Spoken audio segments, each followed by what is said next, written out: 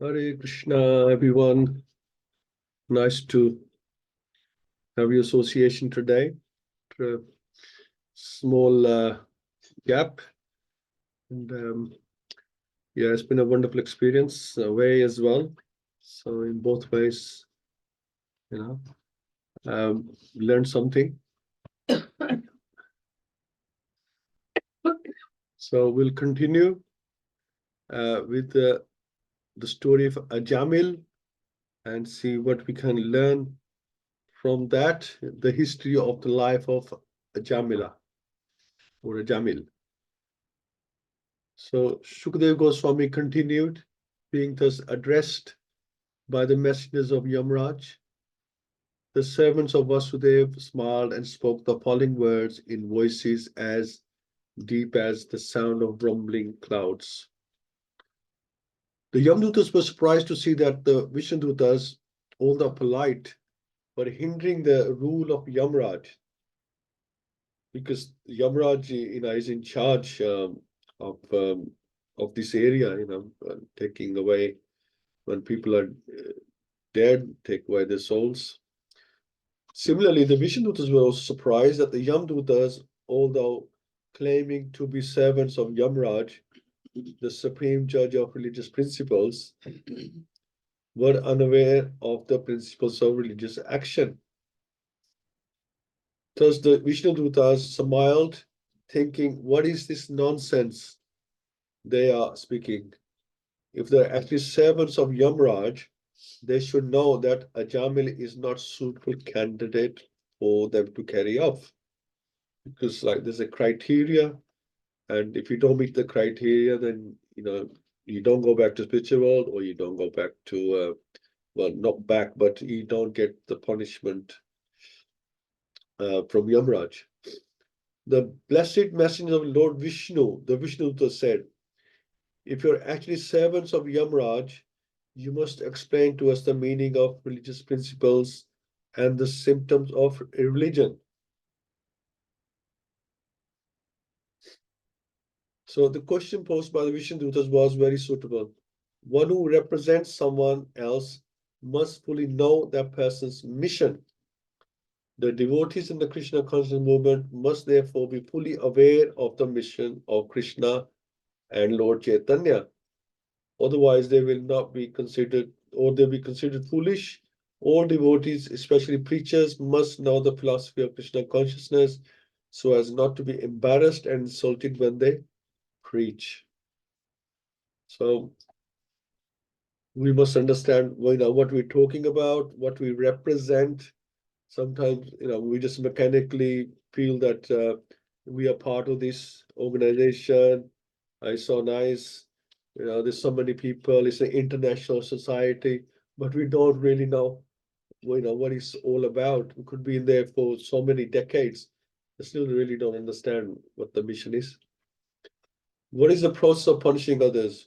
Who are the actual candidates for punishment? Are all the karmis engaged in good activities punishable, or only some of them? The Yamdutas, so that was a question. The Yamdutas replied, that which is prescribed in the Vedas constitutes dharma. The religious principles, and the opposite of that is irreligion. The Vedas are directly the Supreme Personality of Godhead Himself, Narayan, and are self-born. This we have heard from Yamraj. The supreme cause of all causes, Narayan, is situated in his own abode in the spiritual world, but nevertheless, he controls the entire cosmic manifestation according to the three modes of material nature, Sattva, Rajo, and Tamogun. In this way, all living entities are awarded different qualities, different names, such as Brahman, Kshatriya, Vaishya, Shudra, different duties according to the Varnashma institution and different forms.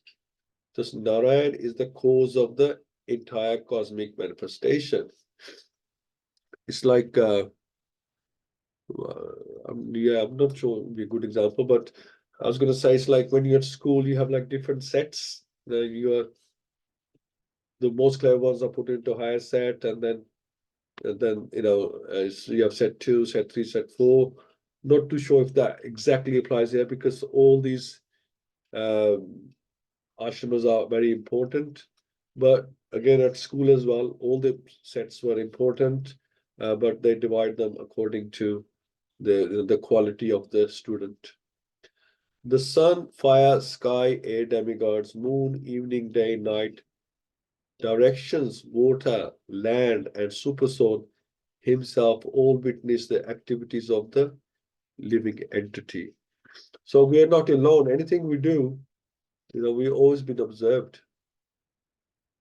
The witnesses and the Supreme Lord both exist, and therefore so many living entities are elevated to higher planetary systems or degraded to low planetary systems, including the hellish planets, according to our activities. There are no discrepancies, for everything is arranged perfectly by the management of the Supreme God. So the candidates for punishment are those who are confirmed by these many witnesses to have deviated from the prescribed regulative duties. Everyone engaged in food activities is suitable to be subjected to punishment according to his sinful acts. So, well, we are important. Obviously, we have so many witnesses.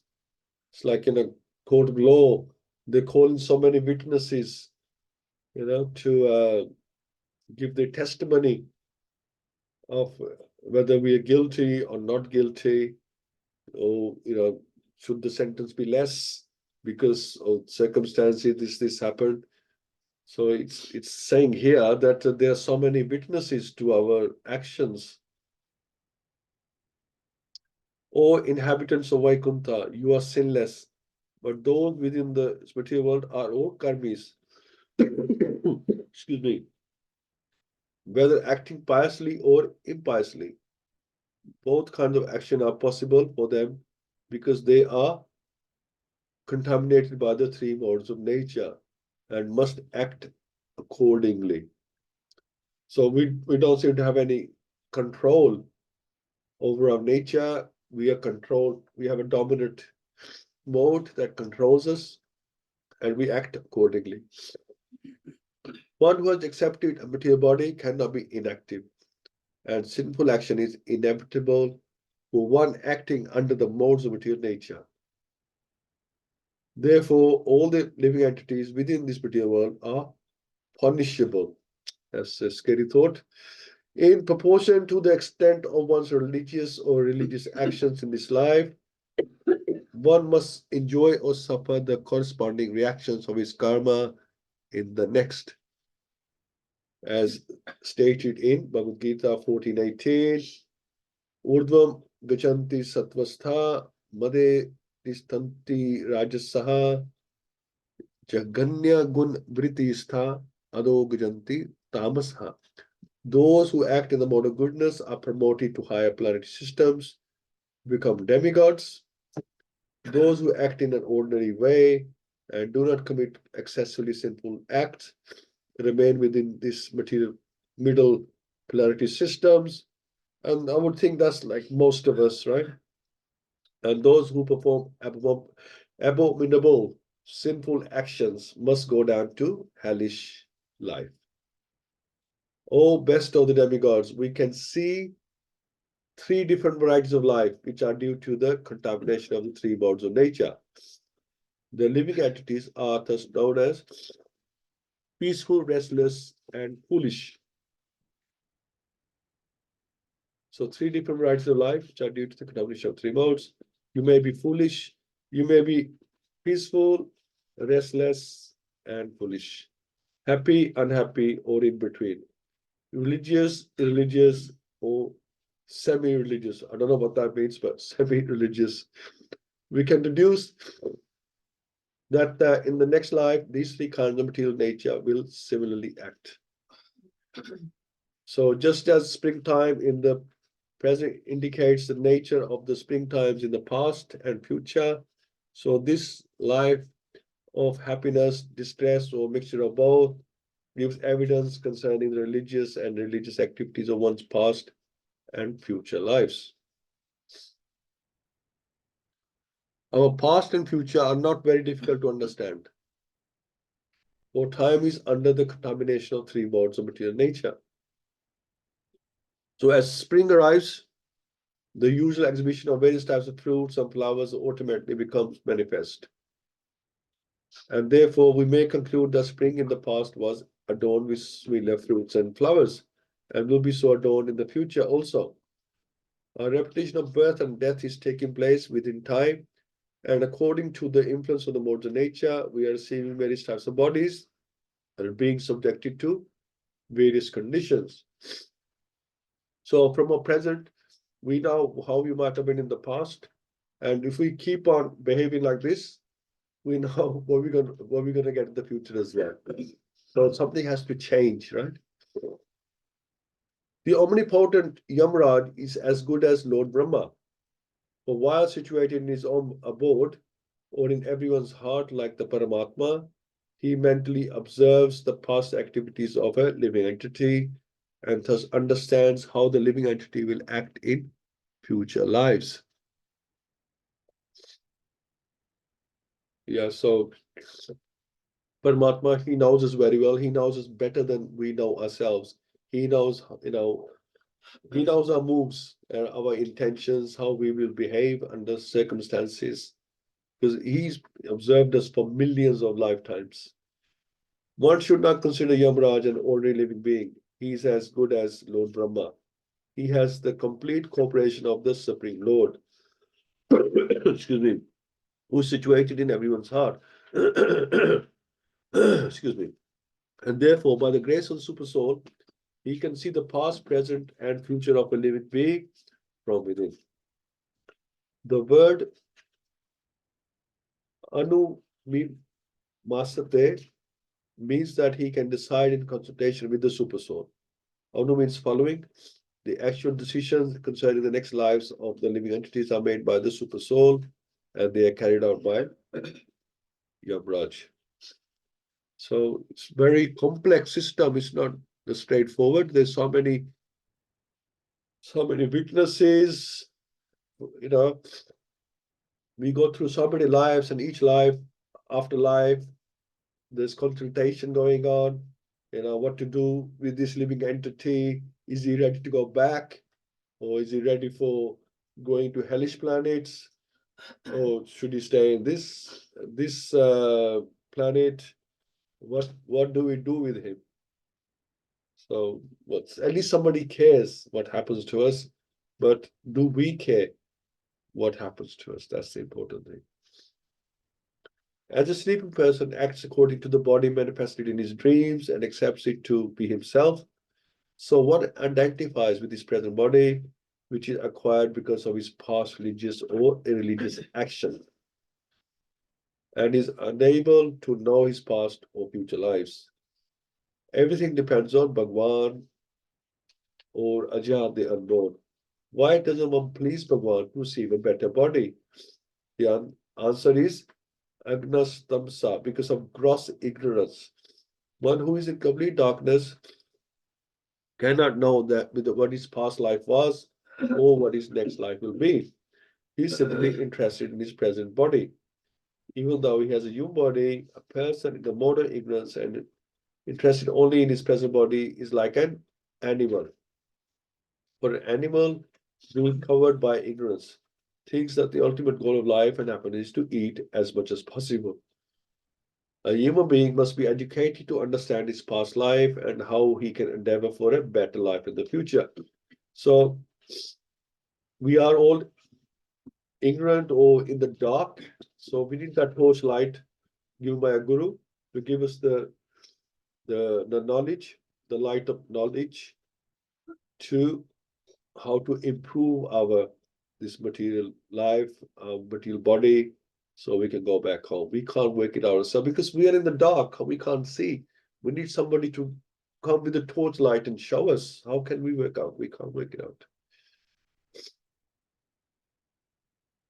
There is even a book called Brigu Samhita, which reveals information about one's past, present, and future lives according to astrological calculations. Somehow or other, one must be enlightened about his past, present, and future.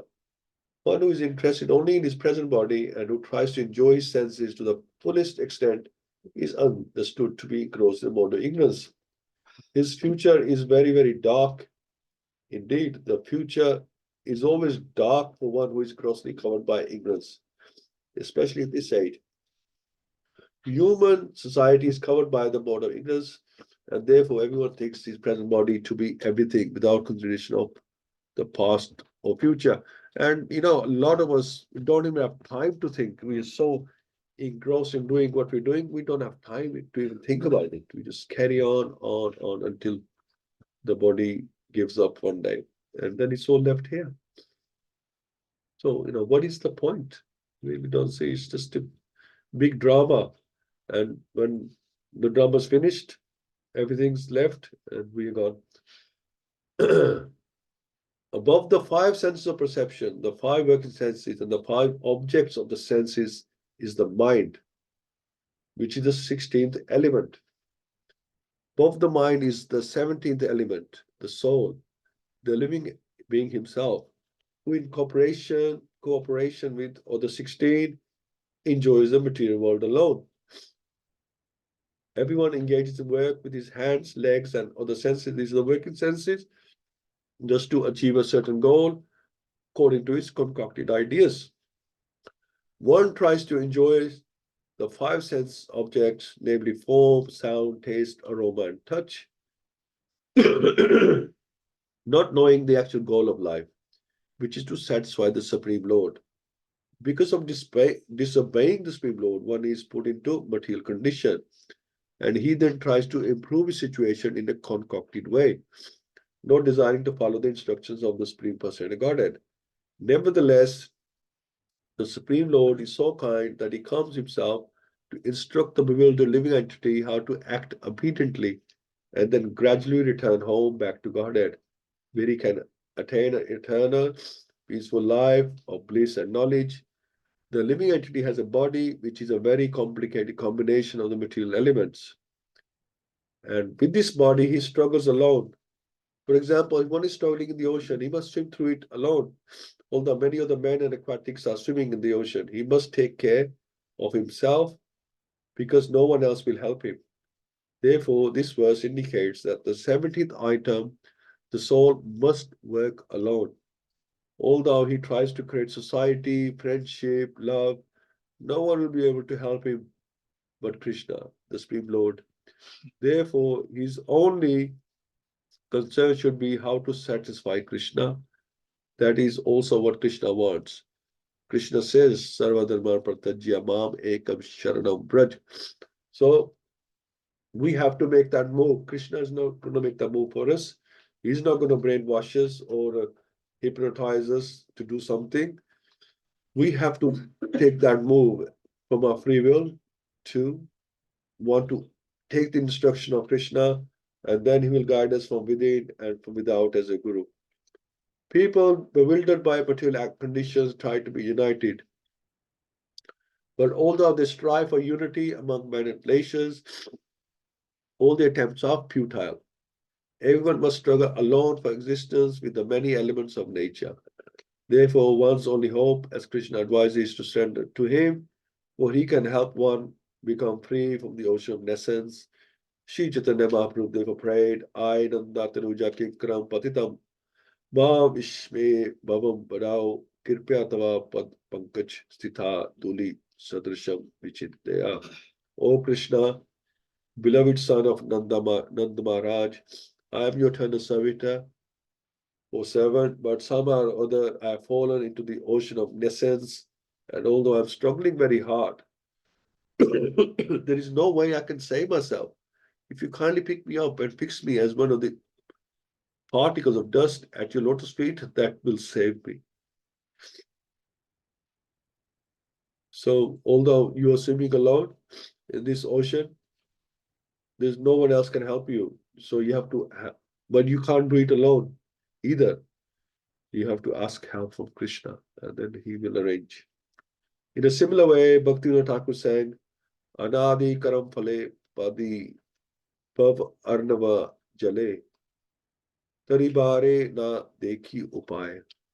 My dear Lord, I cannot remember when I somehow or other fell into the ocean of nescience, and now I can find no way to rescue myself. We should remember that everyone is responsible for his own life. If an individual becomes a pure devotee of Krishna, he is then delivered from the ocean of nescience. Hare Krishna. So this is the reading for today, and Krishna's advising here that please try to understand your present situation, why you are in this situation that you are in is due to your past, and if you don't do anything about it, things are not going to get any better in the future either. It might even be worse. So do something about it and learn what you need to do, because you can't work it out yourself. Try and get some help and learn what should I do, to get out of this darkness. So thank you all so much for joining. Hina Mataji. Hina Mataji says, yes, Mataji, traveling. So, okay, that's fine. Thank you for joining. And thank you, Namadevi, Praveen Mataji, Pundikaksh Prabhu, and Sarvashriya Mataji. Thank you for joining. We'll hear from Sarvashriya Mataji, please. Hare Krishna. Hare Krishna, Prabhu. I hope you had a blissful yatra. Welcome. Nice to see you and hear you. And Radharani. Yes, we had a wonderful time, and I think we gained so much from the trip. So yeah, very nice, Mataji. I would recommend it to everyone to go to Vrindavan, go to Mayapur, go to Jagannath Puri. There's this free-flowing bliss and blessings of Gauranga, of Krishna. So yeah, and Jagannath, please take them. They're there and waiting. And one thing I learned also was that Nitai Kirtan Prabhu said in one class that if you want to see an ordinary person, you see them outside the home, and if somebody see you see as close to you, you invite them to your house, and that made a lot of sense to me. So Mahaprabhu, Lord Nityananda, they invited us to their house in Mayapur, and the best thing was they I could feel their hand everywhere. They looked after us. When you invite somebody to your house, you look after them as well, right? You don't just ignore them. They looked after us every step of the way. You could see there's so much hospitality from the Lord. Every minute, everything that was happening seemed like arrangement of the Lord. So really good that they invited us and they looked after us as so nicely as well. So I thank them. When you in Mayapur, you feel like it's your home. You're so much relaxed. No have to worry about anybody, and you think you just forget everywhere you come from, where you just there, just thinking. I don't know how your mind goes. It's so nice, so comfortable there. I know that. Okay. Um, well, we about this Ajamil and Yamdutas, and like Yamdutas were confused. Who is the controller? I mean, it's not Yamdutas. I mean, people are confused here. I mean, there's so many temples, and the people don't know who is the real controller, who is trying to demigod everybody. So these Yamdutas, they thought that Yamraj was the controller. That's why they were dying, because they didn't know anything beside Yamraj, and they were offended that I mean, it's insult to our master.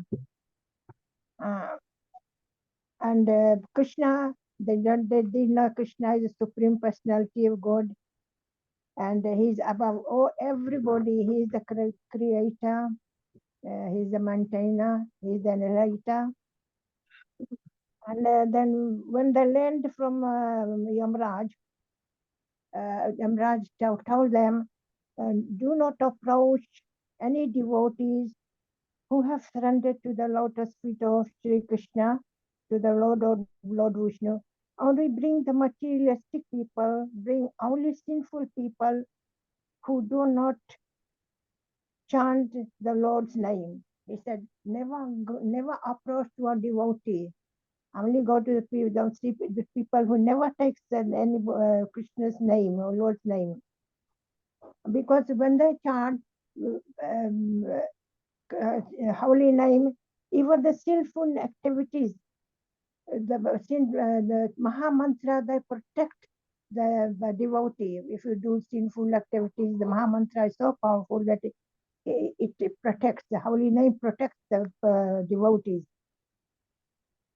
And previously, people, they used to follow Vanasa Dharma, and so they used to, they all with their heart and mind and they pray to Lord Vishnu. But nowadays, in this way, it's very hard. So still, we can chant Krishna's name, and you will get the same effect. And chanting of the Sankirta mantra is most auspicious activities in the entire universe. One must do atonement before one dies and by chanting the holy name of the Lord. And there's so many sampradayas and all the sampradayas that they taught you. If you follow them, you are under some discipline section of the sampradayas. Ultimately, they tell you to chant the holy name of the Lord. So, in other words, the whole thing was Amraj was telling is that Krishna is Supreme Personality of Godhead, and He's the controller of everything. And if anybody chants His name, they shouldn't take him to Amraj, and they should worship them. They should bow down to them. So we should be in that position that if something happens to them, the Yamaraj Yamdutas, they don't approach us. So we have to protect ourselves with the holy name. Thank you, Hare Krishna. Thank you, Samarpati. Absolutely. Pundikaksh Prabhu, Hare Krishna. Hare Krishna, Prabhuji, and Hare Krishna, everybody. It's very nice to see you, Prabhuji. I had I think you and Mataji both got cold, but we'll pray for you quick recovery again, Prabhuji. Yeah, few points which I understood from little bit from this is um, there will be punishment according to sinful activities. So Sarveshwar Mataji is going to do 2.27 on this Sunday, which exactly talks about there is a life after death. It continues and everything act according to their own activities. And it's a nice continuation for me. Today we had transcendental knowledge summary from Anantadas Prabhuji in the morning session. And now you continued same thing when you mentioned about spiritual master. And we should seek knowledge through disciplining succession only. And the actual goal of life. I was listening to Lal Govind Prabhu's class. He said, who is actually real dhani in this world? And he said real dhani is the one. Hindi में बहुत अच्छा है ये जब हम विचार करते हैं भवन के बारे में वो है धनी.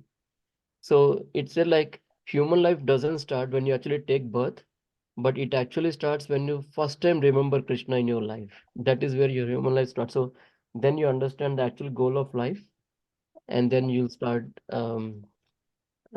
thinking about why I'm here, where I'll go after this, what will happen to me, and then we understand about karma philosophy and Paramatma as a Paramatma.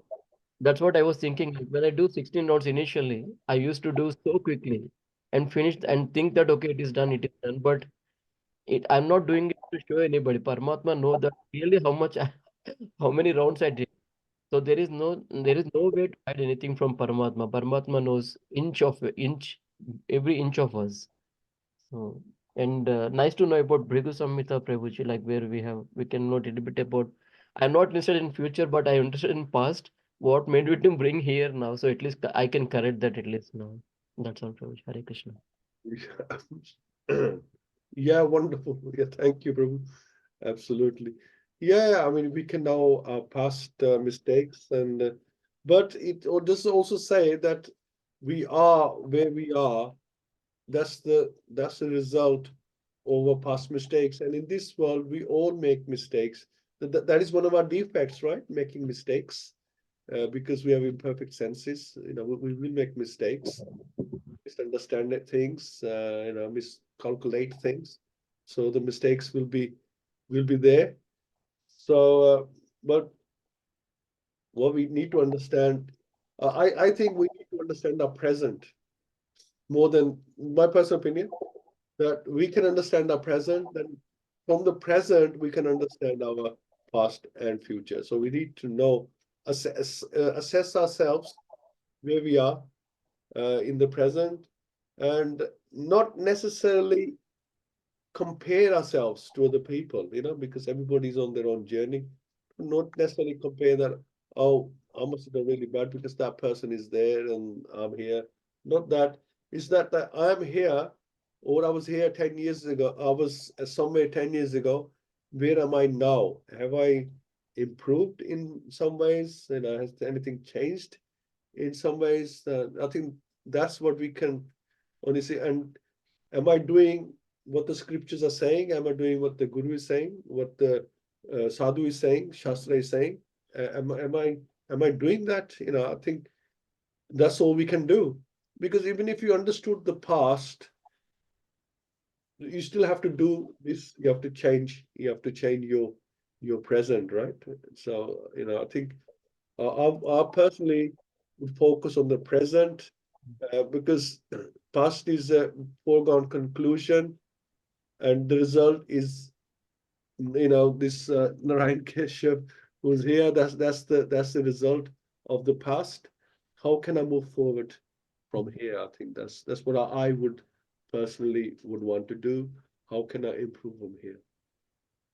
Yes, President. Sorry, let does that make sense, Prabhu? Yeah, very much, Prabhuji. Thank you so much for that. Yeah. So, and I think we all have assessed our present, right? We have assessed it. Whenever we joined Krishna conscious, we realized that we need help, right? We need professional help. Mm. That's what we understand, because we are under the three modes. We need help from something that is above the three modes, that is above the imperfect senses. We need help from there to show us, how to get the clutches of these three modes. So yeah, I think we are doing something about it, and we're definitely improving. We can see improvement in ourselves, and we can see improvement in others. I was there when I was there in India. You saw my relatives, my wife's side, even they said, "Oh, you know, you have changed so much. So it must be really bad because I don't see much change." But it shows that I must have been a lot worse before. And also, been going to India for decades, and I never had a chance to have a good dip. All the splash of water, I never had a chance to have a good dip in the Ganges, in the Ganga River. And really, this time I really wanted to do that. I took my swimming trunks and everything, towel. I said, I'm going to take a proper dip although it's cloudy in the morning, it really cleared up and got hot. I said, me and Rohit, we're going to take dips for everyone in the Ganga River. And we got there, we got in, we took dips. And the realization I had was I must have been a very big sinner that the Ganga Mata did not allow me to enter her water until now. So maybe I have purified a little bit in some way, that she was happy for me to bathe in a water. Before that, I was too much a sinner that she didn't want me. That's my personal. That applies to me. That doesn't mean that somebody hasn't been in the water. They're sinners. Very humble. This is my personal opinion for myself. Yes, Radharani. Hare Krishna, everyone. Nice to be back in your association. And yes, Mataji's, I didn't exactly went in the middle of the Ganges for the dips. Like all the Mataji's do. I was on the side, by the corner, by the bank, but I did splash water on myself properly on everybody's behalf, and I made myself completely this well. And I've been doing this since childhood. So and it's so nice to be there in Harki Pod in the middle. That's the main part where you should have to have the dip in the Brahmakund area. And it was so nice. And lo and behold, the weather got so sunny, and I was dried out in a few minutes. I was totally dry, as if I never entered Ganga Maya's waters. And yes, about Pundrikash Prabhu, you were saying about your thoughts. I, you know, like, and Narayan Keshav Prabhu also said that we know that what we were in the past lives, because that is the resultant we are in this life. We all are made of three modes of material nature, and they all wrong us through people, through our minds, through the nature and whatnot. And whenever we get wronged by somebody, maybe in public or somebody will send a remark or say something or do something to you out of nowhere when there's no need for that. At that moment, actually, you really assess yourself that what is you have to work on. And on the very last day of my yatra, I encountered with something like that, and I was like, okay, Mahaprabhu is saying to me, third verse of Shikshashtakam, Trinadapi Sunechana. And I tried my best to be like Srila Prabhupada's great-granddaughter, behaving like what he would have liked me to be. And I felt Krishna's protection from all sides. It was like Krishna saying, okay, Radharani, you had lovely, lovely time in all these days. You didn't get any trouble, but now is the testing time for you. I'm going to make a test that how far you have come in your Krishna consciousness. And I know in my heart that I passed in flying colors. I made my Goranga happy. And but after coming here, being human being, you just think about that why something happened, what shouldn't been happening to you. It was like from a stranger. And at the security desk, how it is in India, how people become especially the ladies, they just think that they're going to go through security and board the flight first as if they are the most VIP. Everyone knows that we all will have to wait. Nobody's going to let us board just like that. There's so many things we have to go through afterwards as well. But I've been thinking and thinking, then I just had the realization yesterday late night, thinking, so must be from somewhere in my past lives uh, that I don't just reiterate or just answer back or just come across as a person who is going to get annoyed or anything straight away. So I just take sometimes my time and I just try to ignore people and situation. And I've been told by my family that you are late to react. Because I always think 100 times in my head that, if I can avoid answering back, reacting back, would be nice. But after coming to Krishna consciousness, we all been told by Guru and Gauranga that no, your karma is getting nullified if something like that is happening to you. So I was thinking that, okay, so Krishna has actually burned some of my karmas. And like we all know that we all fall ill either in the dham or after coming back from dham. That is also clearing up of the karma in fast track by Krishna. So there are realizations after realization. If I try to sit down and start journaling all the realizations from the day one when we started, we thought of going to the dham, all the stay in the dham, and after coming from the dham, we can all write, like Goswamis wrote books and books. In our own little foolish way, we can also write something. Because Krishna is sitting there in each of us.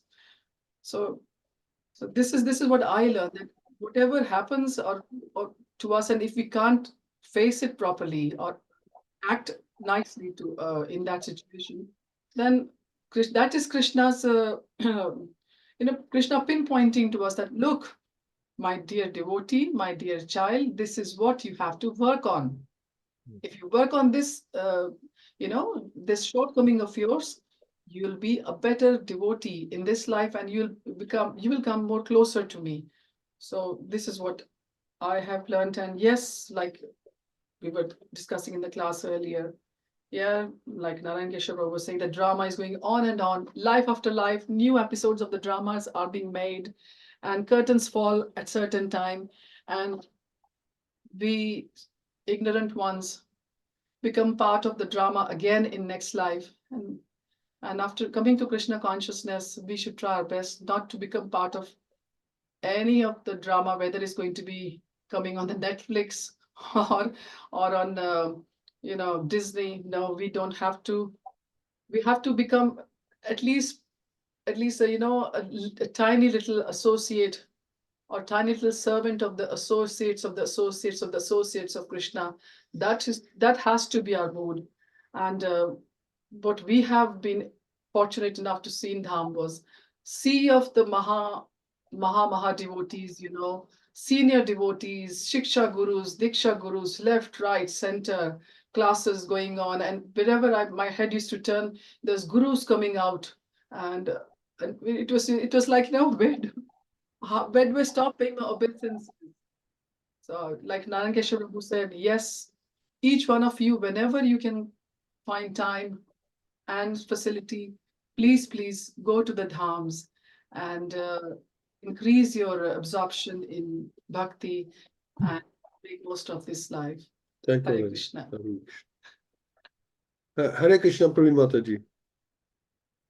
Hare Krishna. Hare Krishna, Prabhuji. Thank you so much, Mataji and Prabhuji.